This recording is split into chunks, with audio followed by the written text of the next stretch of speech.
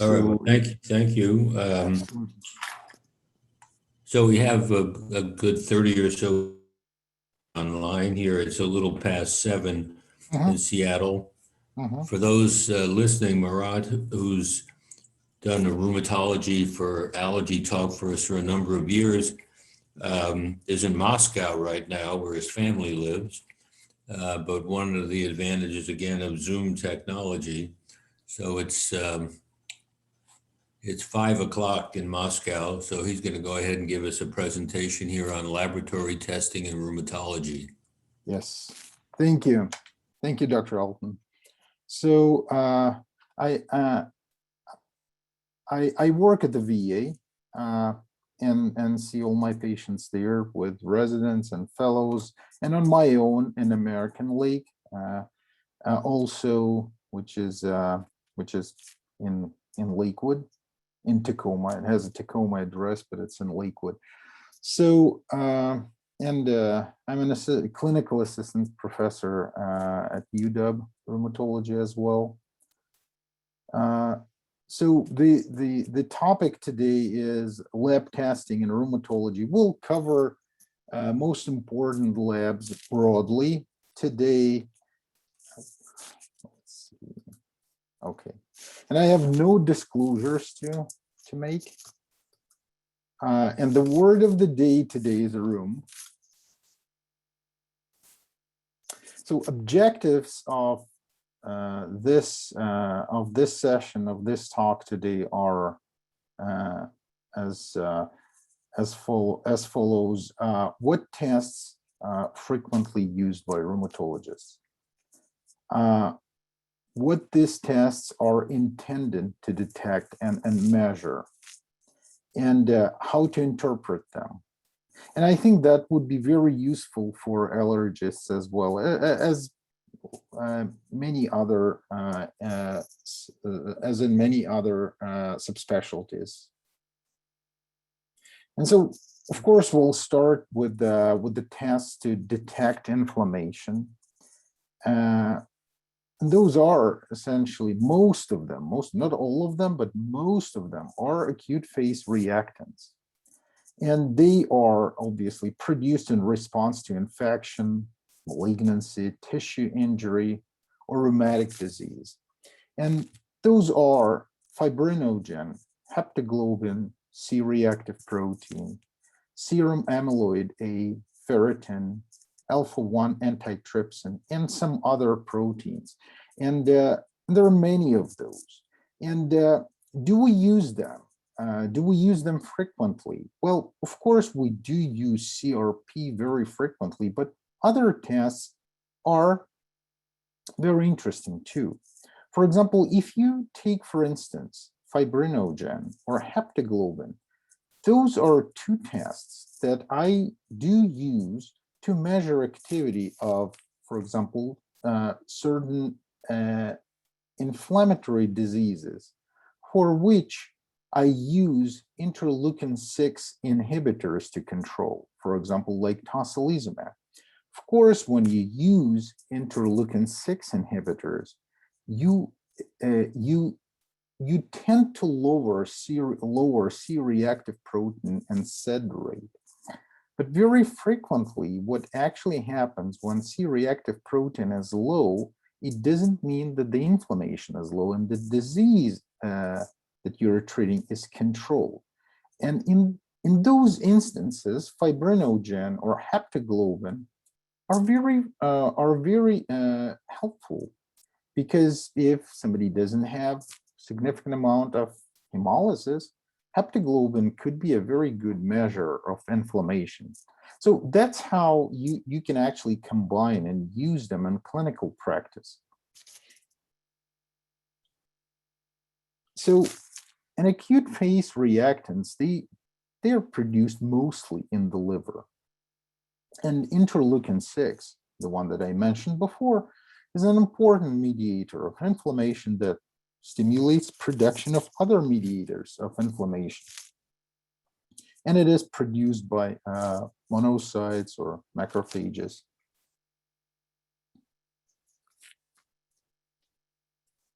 SED rate. Well, what is SID rate? Essentially, classically, Westergreen methods of method of checking SID rate is what is it? So it's essentially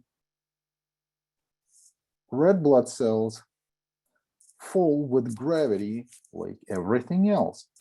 And when they fall with gravity through plasma, like you can actually measure their velocity with and that's how it's measured classically.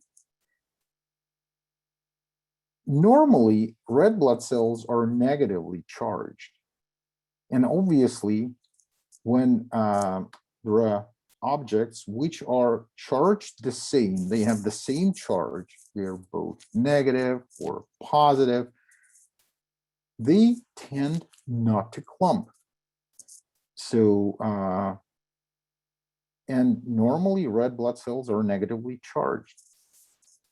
Well, increase in acute phase reactants and immunoglobulins actually eliminates negative charge of red blood cells, and they become so more neutral.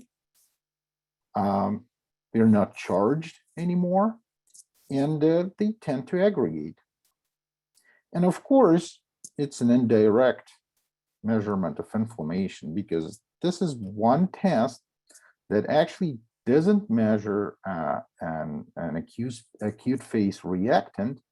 It just measures the sedimentation rate. And so the principle is the same, you know, the velocity of red blood cell fall. There are Westergreen based methods. Those involve vacuum tubes and with automated measurements, and results are usually available in 30 minutes. And there are centrifugation method, photometric methods, and the results are available in 5 minutes. So you can estimate the upper limit of normal range, which I always do. I usually don't look at the normal ranges that they give you. I usually, if SID rate is measured by Westergreen method, you can actually estimate the upper limit of SID rate. And for a male is age divided by 2, and for a female is age plus 10 divided by 2, or age divided by 2 plus 5. So pretty much when you look at somebody who is let's say 90 years old, the SID rate of 40 is close to upper limit of normal, you know, and it's not really elevated, it's just close to the upper limit of normal.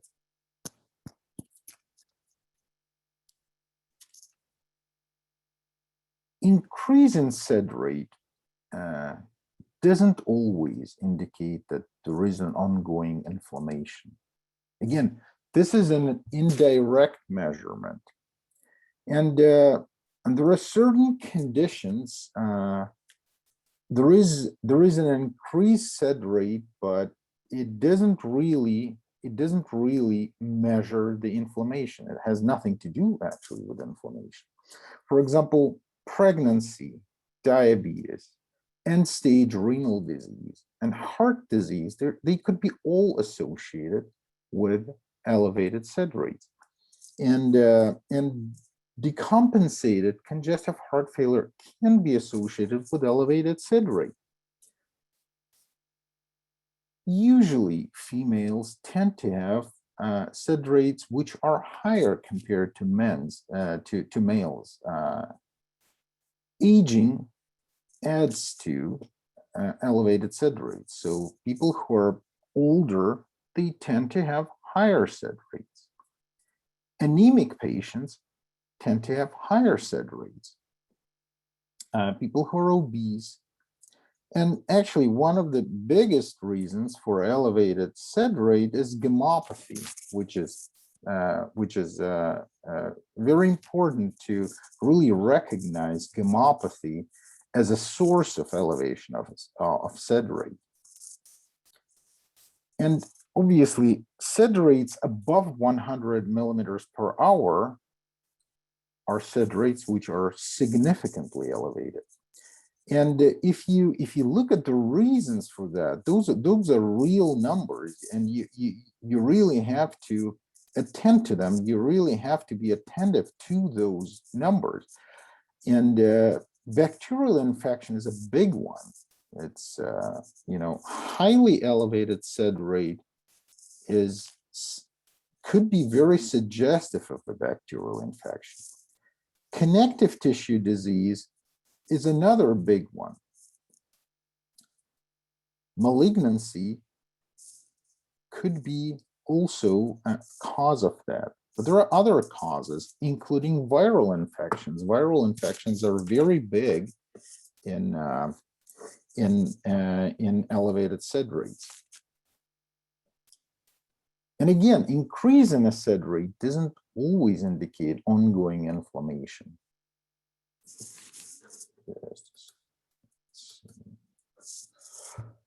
So there is a certain approach that I take to elevated SID rates. Again, when I'm not suspecting, or when I want to explain a SID rate, and that happens frequently in otherwise asymptomatic patient in regard to rheumatic disease or infection, we have to rule out obvious causes for elevated SID rates with history, physical exams, and CBCs, urinalysis, liver enzymes are given. So we really order them when we have a patient with elevated SID rate. But the best way to treat elevated SID rates is to actually recheck it, and recheck it along with CRP, just to make sure that this is not a lab error. And it would be really helpful to have like previous SID rates, if those were elevated in the past, that would give you some perspective. Usually, if people are asymptomatic and stable, rechecking SID rate in 1 to 3 months helps to make sure that they are not elevated. And most frequently, those normalize in 8 out of 10 patients within 1 to 3 months.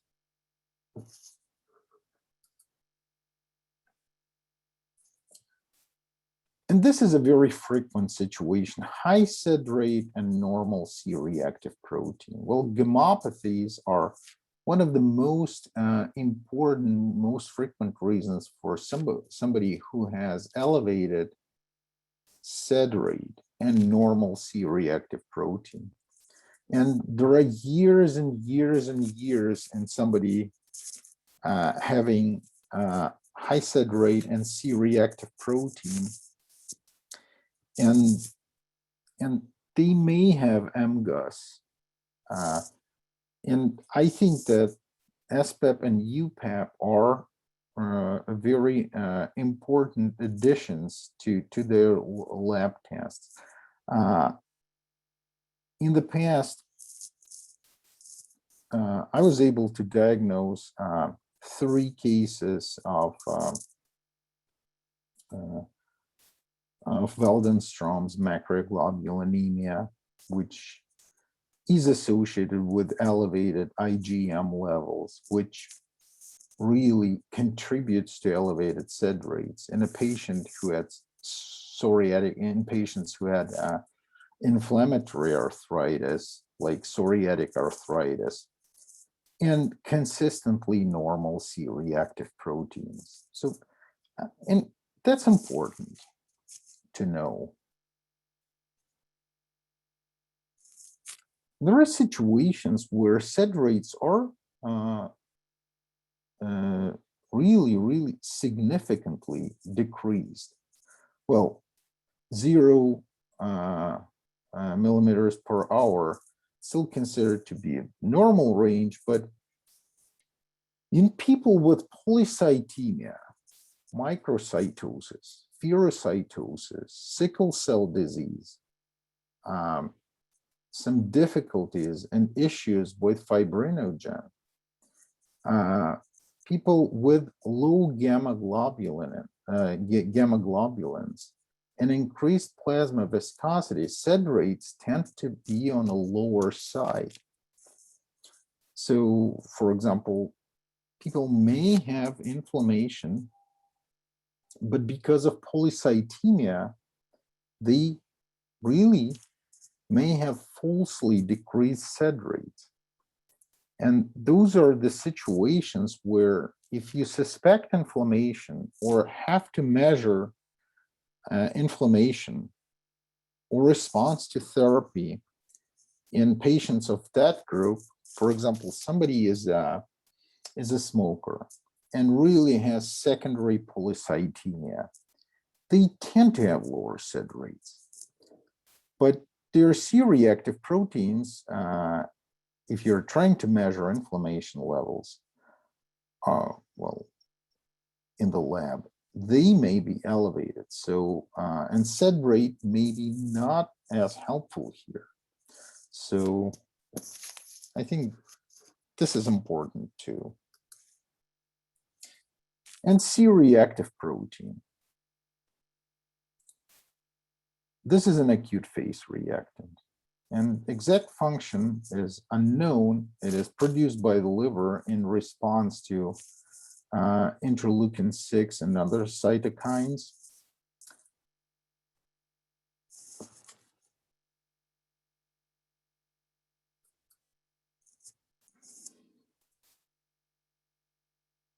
Unlike SED rate, which really starts to grow within days, C-reactive protein, the elevation of C-reactive protein starts within 4 hours of an inciting event, like inflammation, any type of inflammation, infection. And in 2 to 3 days, it may actually reach its peak. And the levels could be reported differently, but usually 0.5 to 1 milligrams per deciliter, or it could be reported as 5 to 10 milligrams per deciliter. And obviously, highly elevated levels of C-reactive protein could be associated with bacterial infection, systemic vasculitis, acute crystalline arthritis, and widely metastatic cancer. But it could be obviously with viral infections too.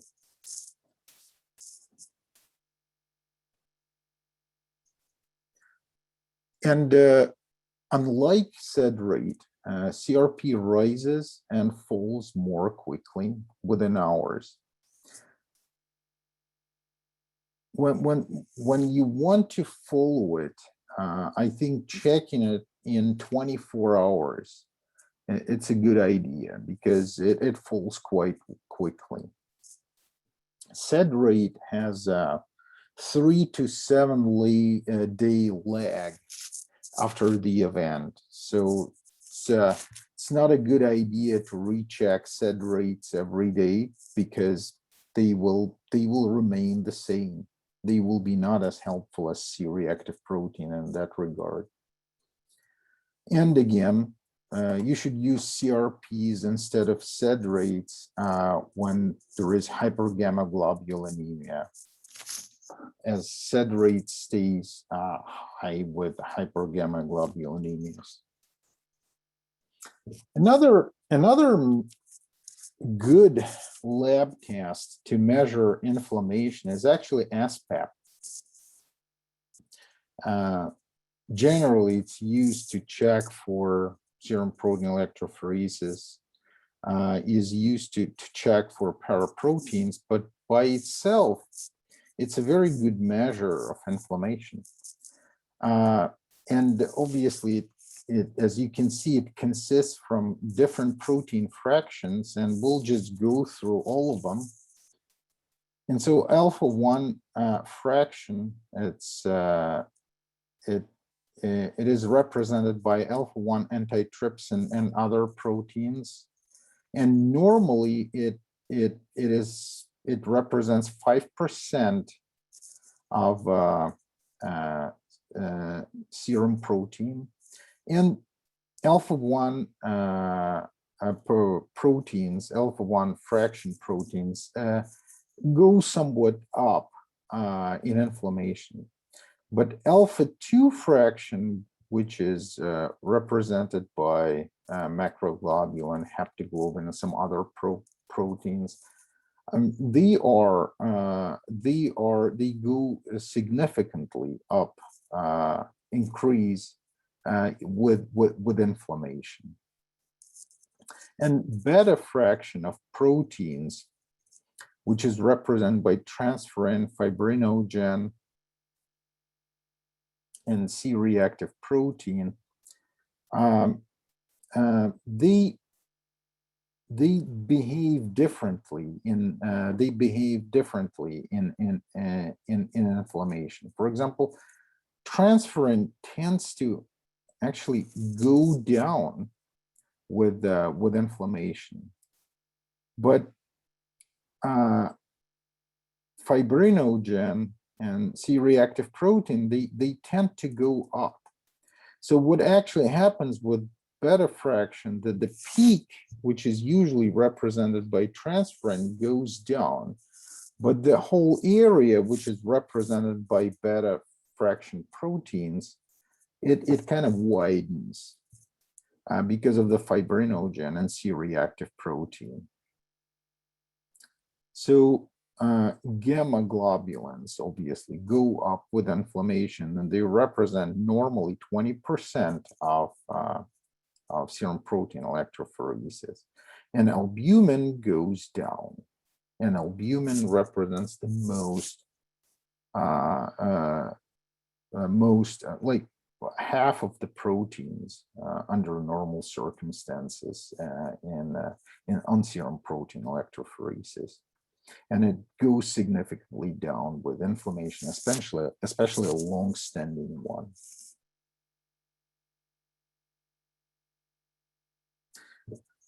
Now, enough about inflammation. I will also talk about procalcitonin a little bit at the end, but now with ANA, we'll just continue with ANA. And it's measured, you can measure it with indirect immunofluorescence, which is a preferred test, and also could be measured by a LYSO and multiplex bead immunoassay. ELISA, usually you test with ELISA for 8 to 10 nuclear antigens, and it's less sensitive. Although it's less sensitive, there are frequent false positive results, but it's really cheaper compared to immunofluorescent methods like indirect immunofluorescence.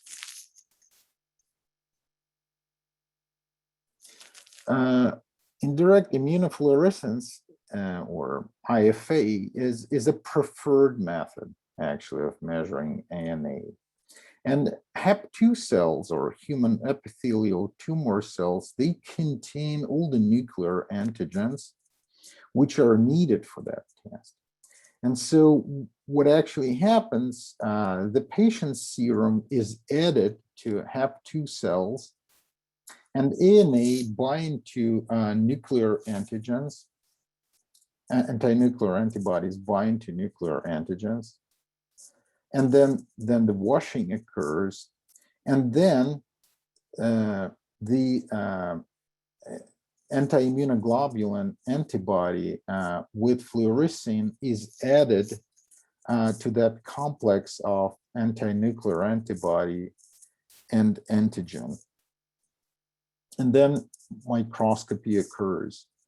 And then as patient serum is diluted, the greatest titer is reported. And obviously, the higher the titer, the more clinically relevant it is. And so, is ANA frequently positive? And it is very frequently positive in normal individuals. Usually the cutoff point when the HEP2 cells are used is 1 to 160. But very frequently, very frequently, positive results happen in normal individuals. And you can see that lower titers, 1 to 40 or 1 to 80, and many labs make this as a cutoff point for a positive test result. As you can see, 1 to 40 is frequently positive in normal individuals. And it could be very frequently positive in elderly. 1 to 80 is quite frequently, very frequently positive. You can also have 1 to 160 in 5 positivity in 5% of the population, and 1 to 320 titer in 3% of the population. So what does that mean? Well, it's a sensitive test for lupus, very sensitive, and drug-induced lupus, and mixed connective tissue disease, and autoimmune hepatitis, and systemic sclerosis, and autoimmune thyroid disease. In autoimmune thyroid disease, ANA is positive in 30 to 50% of the patients. And by the way, I usually ask residents and fellows, what's the most frequent autoimmune disease in humans? And actually, the most frequent autoimmune disease is autoimmune thyroid disease. And as you can see, in people with autoimmune Hashimoto's thyroiditis, 30 to 50% of them would have positive anti-nuclear antibodies. So with that being said, with everything that I said before, is overall ANA a good screening test for lupus or other autoimmune conditions? Can you actually screen for an autoimmune condition with that test? And the answer is no, because there are much more people who have positive ANA compared to the number of people with lupus and other autoimmune diseases with positive ANA. So you pretty much get much more people with positive tests who have no autoimmune condition whatsoever. And that's important because very frequently we get consults based on positive ANA. And what actually happens that somebody has a backache at the age of 65. And of course, ANA is checked. And of course, it comes back positive. And now rheumatology has to explain why that is positive. What's the clinical relevance of that? And most frequently, we would say that there is no other evidence of any autoimmune condition, or some people with a history of autoimmune thyroiditis that happens too. So you would find any reason to explain positive ANA in somebody who does not have any other symptoms and signs of an autoimmune condition or autoimmune disease. Can I ask you, so are you defining positive here as 1 to 40 or 1 to 80 or 1 to 160 or greater? I usually define as 1 to 160. And again, with that, with 1 to 160, I would define it as positive. But what's interesting is, again, many people like that would really have, would really have, especially in the wrong setting, which is almost always a wrong setting in an elderly person with no other symptoms of autoimmune disease, I would most frequently say that this is probably going to be a false positive test. But I would be much more alert here, because if the titer is higher, then at least something is happening or may happen later on. Not necessarily that it will happen, but the test is positive, and this test is I would say 1 to 160, 1 to 320 titer. That would be relatively significantly positive, yes. But again, in rheumatology, you absolutely have to match the positive test to the right clinical scenario. By itself, it gives you nothing.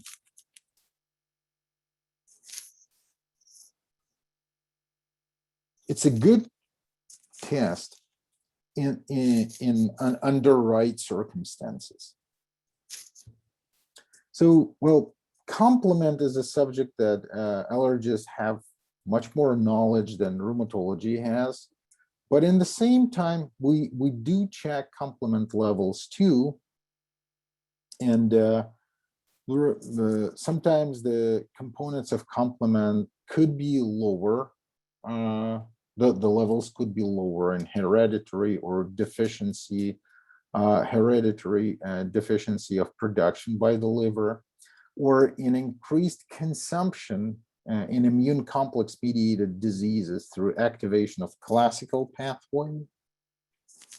And there are certain diseases which are associated with decrease in components of complement, like rheumatic diseases, lupus, many types of systemic vasculitis, cryoglobulinemia, severe rheumatoid factor positive rheumatoid arthritis, infections, bacterial sepsis, bacterial infections, sepsis, bacterial sepsis, and viral infections, and in some forms of glomerulonephritis. So mainly we're looking at really decrease in the components of complement and components of complement. And I usually order C3, C4, and CH50. So immune complex mediated complement consumption, it activates classic pathway, which results in low both C3 and C4. Alternative pathway activation yields low C3 and normal C4. And normal C3 and low C4 may be due to low level of activation or C4 hereditary deficiency. And CH50 I order because all 9 components of complement in patient's serum needed for this test.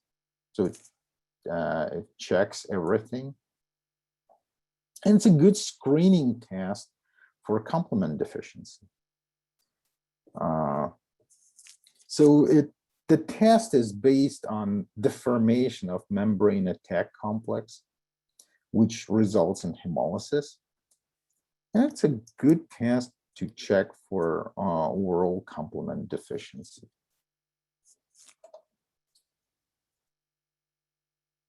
And it also happens frequently that for example, you know that you're dealing with immune complex mediated disease like cryoglobulinemia, for instance, like type 2 or 3 cryoglobulinemia. But sometimes you check and you get normal complement levels. And that happens frequently. And sometimes clinicians misinterpret that. They say, well, the complement levels are normal, but during really significant inflammation, when significant inflammatory process is happening, the complement, the components of complement, they are being overproduced too, and that's why you get sometimes normal levels. So you have to interpret with caution, and it never hurts to repeat the test. So rheumatoid factor is another test that we check frequently. And those are different autoantibodies, classically IgMs, to antigens of Fc fragment of IgG. So autoantibody, which is frequently IgM classically, to Fc fragments of IgG. It could be any type, but as I said, the IgMs are the ones that's being measured.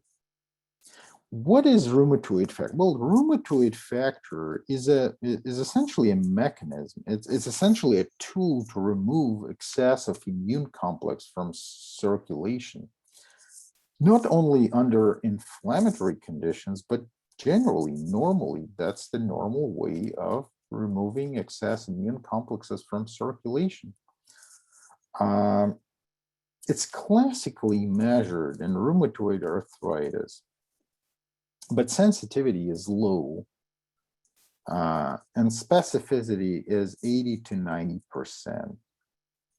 And it's very interesting. Most classic cases of rheumatoid arthritis are seropositive, meaning positive for rheumatoid factor. And it's most likely that rheumatoid arthritis, seropositive rheumatoid arthritis, is true rheumatoid arthritis. And some patients with rheumatoid arthritis, they later on develop rheumatoid factor, but some do not. And you really think that what type of rheumatoid arthritis is that without positive rheumatoid factor? And it's really hard to classify those. And we have this term, which is seronegative rheumatoid arthritis, but essentially it's really hard to say if it's like a true rheumatoid arthritis without positive rheumatoid factor. Or it could be psoriatic arthritis in a patient who doesn't have other features of psoriatic disease, of psoriasis. So if somebody has rheumatoid arthritis, it's much more easier for a clinician to classify that, to really diagnose somebody with really positive rheumatoid factor than to have it negative.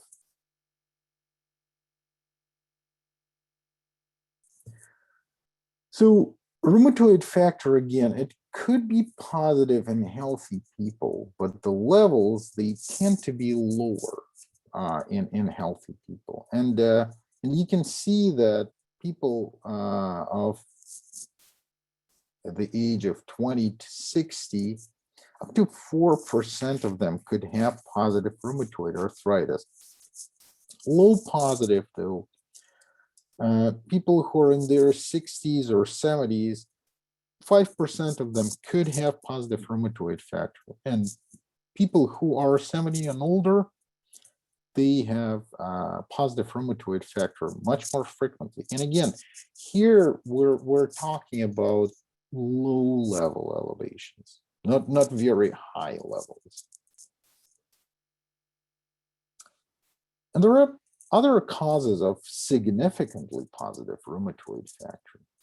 And those are obviously rheumatoid arthritis, lupus, mixed connective tissue disease, systemic sclerosis, Sjogren's syndrome, sarcoidosis, primary biliary cholangitis, and diseases of the lungs, neoplasms, cryoglobulinemias type 2 and 3 are most of the time with positive, significantly positive rheumatoid factor. Infections, as are many other conditions with elevated immune complexes. So infections, hepatitis B, hepatitis C, HIV, bacterial infections, syphilis, mycobacterial infections, they can all be with positive rheumatoid factor. So rheumatoid factor, positive rheumatoid factor is not always rheumatoid arthritis. And most frequently, it is not rheumatoid arthritis because there are much more people with positive rheumatoid factor than people with rheumatoid arthritis. And because infections are big, pulmonary diseases are very frequent. Tobacco smoking is associated with elevated rheumatoid factor very frequently too. So just keep this in mind. And there is also a specific, more specific test for rheumatoid arthritis, which is called anticitrullinated protein antibodies. And those are antibodies against citrulline residues in the proteins. And those are commercially available assays, and there are many of those available. It's sensitive for a seropositive rheumatoid arthritis, and specificity is quite high too. And it's prognostically very important because if anti-CCP antibodies, if those are positive and significant titer, those are predictive of more joint destruction and of more progressive rheumatoid arthritis. And how helpful is that? Well, it's helpful for the diagnosis. I usually do not recheck that in patients with established diagnosis of rheumatoid arthritis, but it's quite helpful to differentiate hepatitis C associated arthritis with true rheumatoid arthritis, because in hepatitis C, rheumatoid factor could be positive. And in that case, checking for CCP antibodies would be very, very, very helpful because that would point point to the true rheumatoid arthritis if those are positive, as opposed to somebody who has hepatitis C associated arthritis with positive rheumatoid factor, because that arthritis is not so destructive for to the joints compared to true seropositive rheumatoid arthritis. And of course, as I mentioned, it is associated with more severe joint disease and rheumatoid arthritis. So And if you... Why is this abbreviated AGPA? It's usually CCP. Mm-hmm. So anticitrullinated protein antibody. That's But why. the abbreviation doesn't seem to fit. Yes. Yeah, I put it as AGPA. Yes.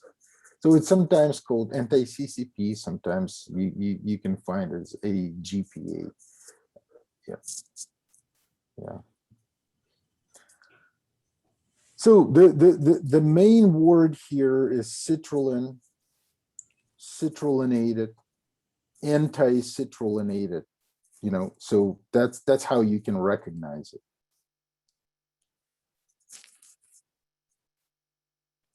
And now I decided to put procalcitonin in here, and procalcitonin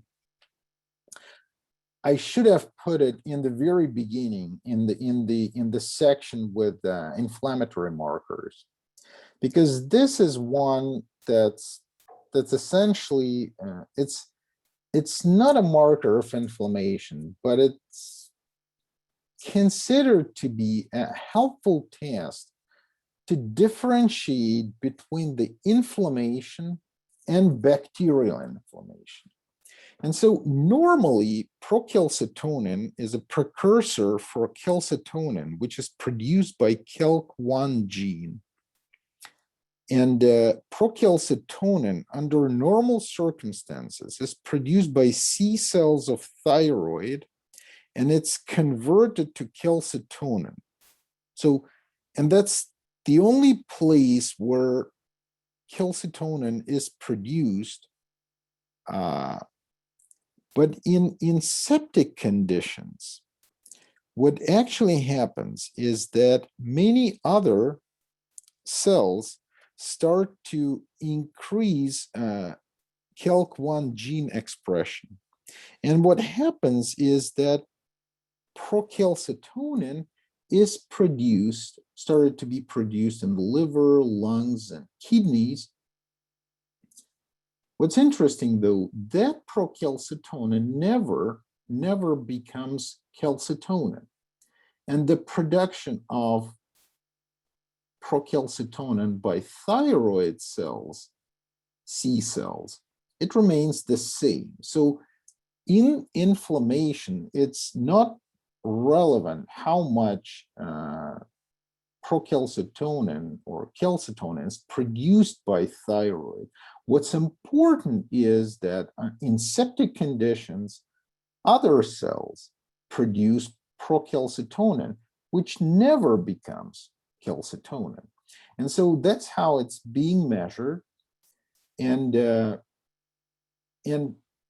initially, when this test was introduced, the idea was, well, that would be a good test for bacterial inflammation because it's being frequently used, and it's quite helpful in sepsis and in highly inflammatory bacterial conditions when the levels could be quite high. And the original thought was, well, it's a good test to differentiate between bacterial and non-bacterial inflammation. But what actually happens is that very frequently highly inflammatory conditions like acute crystalline arthritis, like gout or pseudogout with significant amount of inflammation, or rheumatic diseases like adult onset Still's disease or ANCA-associated vasculitis cause elevated procalcitonin levels too. It's considered that procalcitonin is relatively lower in viral infections.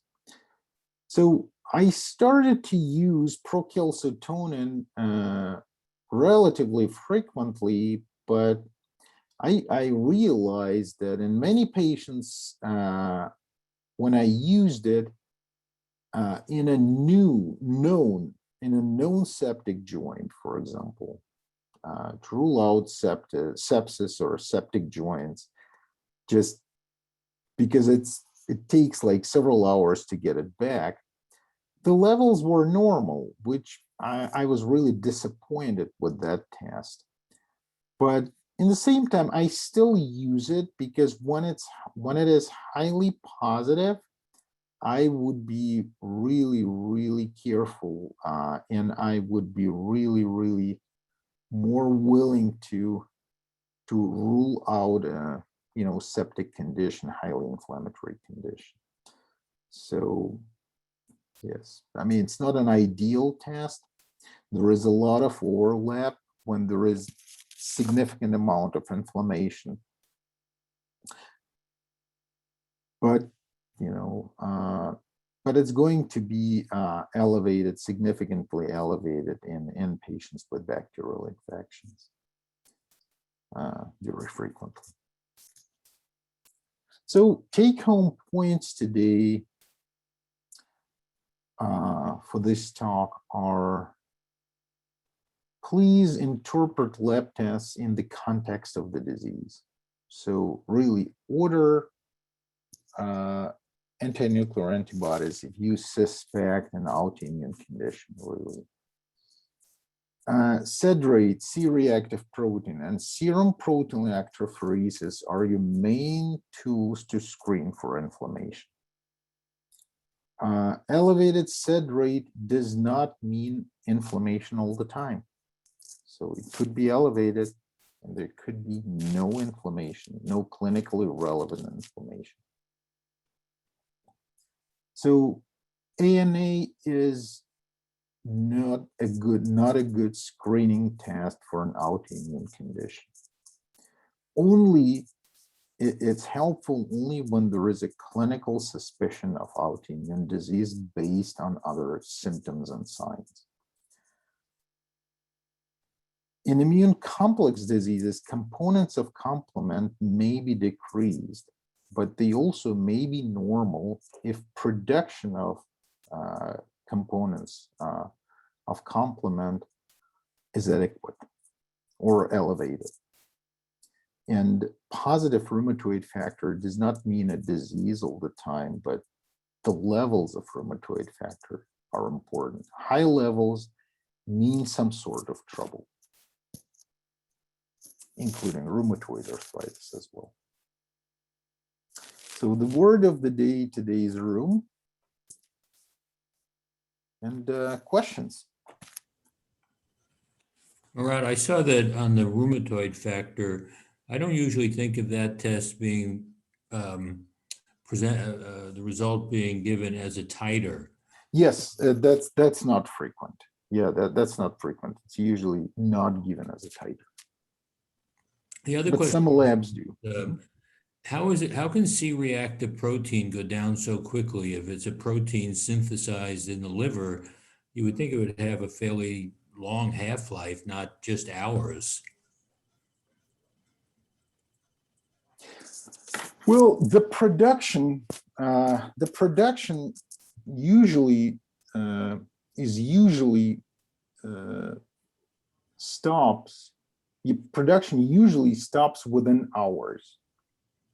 And when there is no significant amount of production, here where half-life is really working.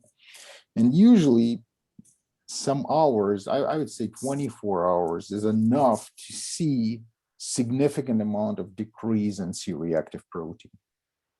And again, it may differ from patient to patient, but in the same time, the difference is it doesn't take significant amount of days.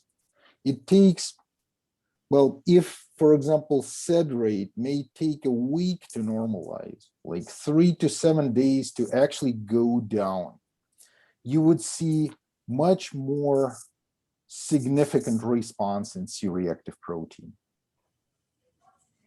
But the production of C-reactive protein, the production of that protein, shuts down relatively fast, within hours. And everything else is like, how long does it take to eliminate it? What's already in plasma. Anybody else out there with questions? I know we got at least one rheumatologist listening. Rennie, are you there? I'm here. Yeah, wonderful presentation, very thorough. The ACPA, it's really ACPA, ACPA. Yes. Yeah, not AG. Yeah. Yes. It stands for anticitrullinated protein antibodies. Yeah. Yes. Other than that, thank you. Very nice presentation. Thank you. Marat, I had a question or two. Sorry, Glenn, is it okay? Yeah. Sorry. Thank you. Those are really good presentation and really good overview. My name is, again, Vinod, one of the community allergists. I had kind of two related questions. Isolated C4 deficiency, in a context of is that, with the normal complement CH50 and of course normal AH50, again, and also there's not a child or there's a teenager who doesn't have hereditary angioedema. The C1 esterase levels and function is normal. Is that, again, isolated C4, is that a deficiency? There's a snapshot. There's a 19-year-old who had acute kidney injury following taking NSAIDs, following a dental procedure, and C4 was detected. After that, she's been healthy. So is there does that mean something, or is it just a time for recovery related to the kidney injury? And second, is there a genetic test, that I could do for, hereditary C4 deficiency? Thank you. Yes, unfortunately, I don't know the answer to that question. I just don't know this. Well, if you see C4 deficiency, you're going to have a normal AH50. You're going to have 0 for your CH50 because you need. Yes. I mean, if you have a complement deficiency, generally your CH50 is 0. You need all the components. Right. Which Yes, is all 9 interesting, which components. is why I couldn't make sense of it. That's why I was wondering if somebody had thoughts. Mhm.